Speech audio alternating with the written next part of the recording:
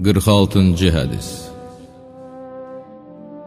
Həzrəti Muhammed salavatullah buyurdu: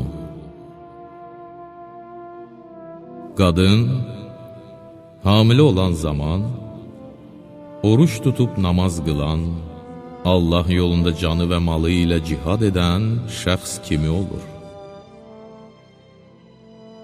Hamiləlik dövrünü başa çatdırıb dünyaya uşaq gətirdiyi vaxtda isə onun üçün sayılması mümkün olmayan qədər savab müəyyən olar.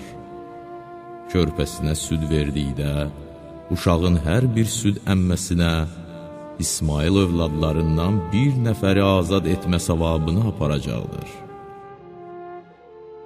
Uşağa süd verməyi qutarıb, onu süddən kəsdikdə bir mələk onun yanına gəlib deyər: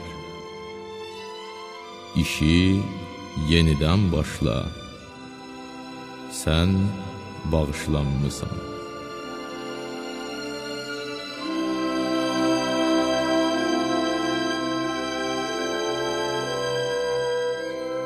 Bakirə qızlar ağacın meyvələri kimidirlər.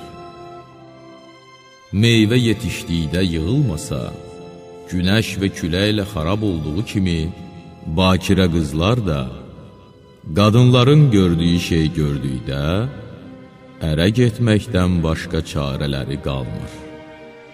Əgər onlar ərə getməsələr, fəsaddan amanda qalmayacaqlar. Çünki onlar insandırlar və insani ehtirasları vardır.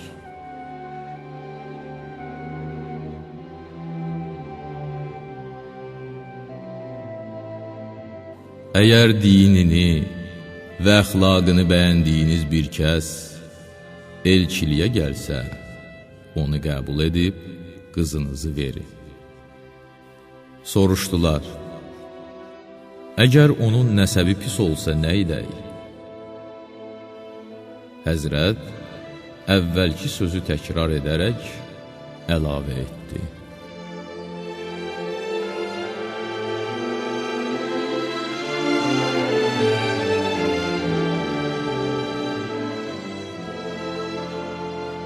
Dini və gözəl əxlaqı olduğu halda, yüksək əsil nəsəbi olmadığına görə ona qız verməsəniz, yer üzündə böyük fitnə fəsad baş verəcək.